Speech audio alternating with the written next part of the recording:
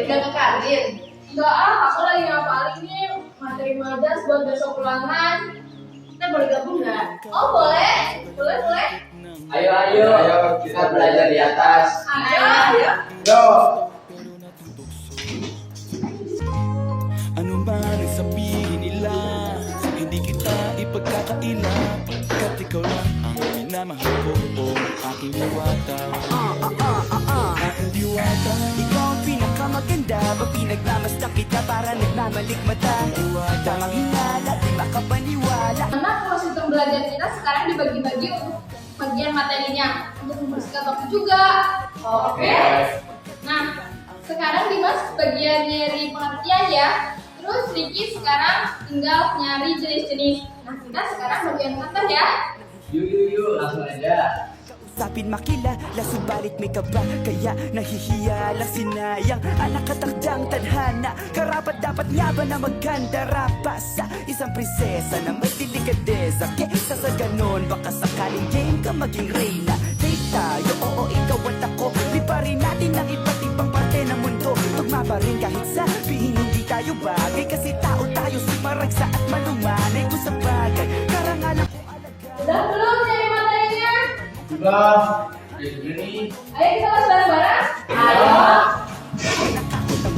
kami mapapalungkot ng mundo. Hindi kita dapat ginugusto pero natutukso. Ano ba? Pengertian majas adalah salah satu gaya bahasa untuk mendapatkan suasana dalam sebuah kalimat agar semakin hidup. Jenis-jenis majas. Yang pertama adalah majas perbandingan.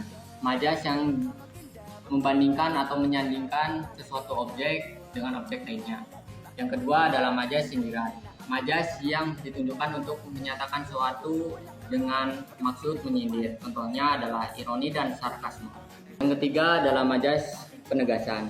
Majas yang digunakan untuk menyatakan suatu hal secara tegas. Contohnya leonasme dan simbolik. Yang keempat adalah majas pertentangan. Majas yang digunakan untuk mengekspresikan suatu hal dengan cara mempertentangkan dengan hal yang lainnya. Contohnya litotes dan antitesis. Contoh-contoh majas. Yang pertama majas alegori adalah majas yang menyatakan dengan ungkapan kiasan atau gambaran. Contoh, hidup itu seperti roda berputar, kadang di atas, kadang pula di bawah. Yang kedua, majas personifikasi adalah majas yang membandingkan antara manusia dengan benda mati. Contoh, deburan ombak memecah karang. Yang ketiga adalah majas metafora, merupakan majas yang memakai analogi atau perumpamaan terhadap dua hal yang berbeda. Contoh, anak itu dikenal sebagai kutu buku di kelasnya. Yang keempat adalah majas metomonia, menyatakan suatu hal dengan memakai kata lain. Contoh, jemaah haji Indonesia pergi ke Mekah menggunakan Garuda. Yang kelima, majas asosiasi, digunakan untuk membandingkan perasaan atau emosi dengan suatu objek. Yang keenam adalah majas hiperbola, majas yang menggunakan ungkapan yang berlebihan dan tidak masuk akal.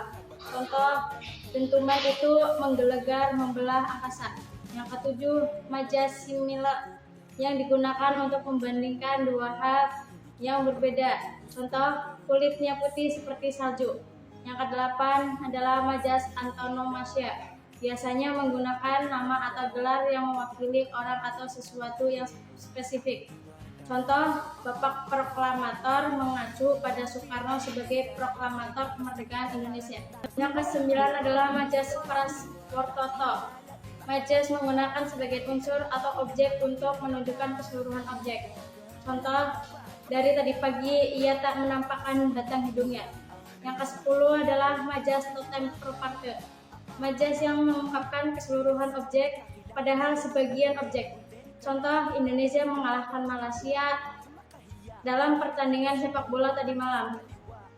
Yang ke-11 adalah majas eufemisme, majas menggunakan ungkapan lebih halus terhadap ungkapan dirasa kasar atau merugikan. Nah, yang ke-12 adalah majas ironi. Majas sindiran ini digunakan dengan cara menyembunyikan fakta dan mengatakan hal yang sebaliknya. Contohnya, suara sangat bagus sekali, seperti kaset kusut. Yang ke-13 adalah majas sarkasme. Ini bisa dikatakan sebagai majas sindiran yang kasar. Contoh, putih benar wajah kamu, seperti bisa aku sendoki wajahnya. Yang ke-14 adalah majas sinisme. Ini lebih bersifat mencemooh atas ide atau pemikiran. Contohnya, kamu sudah pintar kan? Kenapa masih bertanya kepada aku? Nah, yang ke-15 adalah majas satire. Adalah gaya bahasa yang mengandung penolakan kritik atau sindiran terhadap suatu gagasan, ideologi, atau kebiasaan. Contohnya adalah, ya Tuhan, soal semudah ini saja kamu tidak bisa menyelesaikannya. Nah, yang ke-16 adalah majas innuendo. Digunakan untuk menyindir seseorang dengan cara mengecilkan fakta yang ada. Contoh, tak perlu takut, disuntik rasanya hanya seperti digigit semut kecil. Yang ke-17 adalah majas pleonasme. Adalah majas yang menambahkan keterangan pada kalimat yang sudah jelas. Contoh, ia sudah turun ke bawah. Nah, yang ke-18 adalah majas repetisi. Ini merupakan majas pengulangan fakta, frasa, atau klausa untuk mempertegas maksudnya. Contohnya adalah, awas, tunggu kedatanganku besok. Tunggu. 19. Majas retorika. 19. Majas retorika. Ini berbentuk kalimat tanya, namun tidak perlu jawaban. Contoh, siapa tidak ingin terlahir kaya? 20. Majas aliterasi. Majas yang menggunakan pengulangan huruf konsonan pada awal kata. Contohnya, beli baju biru bersama Budi. Wih,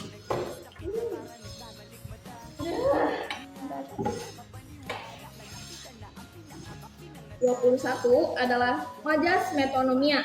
Adalah majas yang menggunakan kata atau frasa untuk mewakili suatu objek. Contoh, Yonas dikenal sebagai kutu buku di sekolahnya. 22 adalah majas simbolik. Adalah majas yang menggunakan simbol atau lambang untuk mengekspresikan perasaan. Yang ke-23, majas paralisme, yaitu majas penegasan yang menggunakan pengulangan kata. Contohnya, siang hari adalah untuk bekerja, malam hari untuk beristirahat. Yang ke-24, majas tautologi, gaya bahasa berupa pengulang gagasan, pernyataan, atau kata-kata secara berlebihan. Contoh, saya percaya, yakin, dan mengimani kalau Tuhan selalu bersama kita. Yang ke-25, majas kiasmus, merupakan gaya bahasa yang berisi pengulangan sekaligus kebalikan dari susulan antar kata dalam satu kalimat.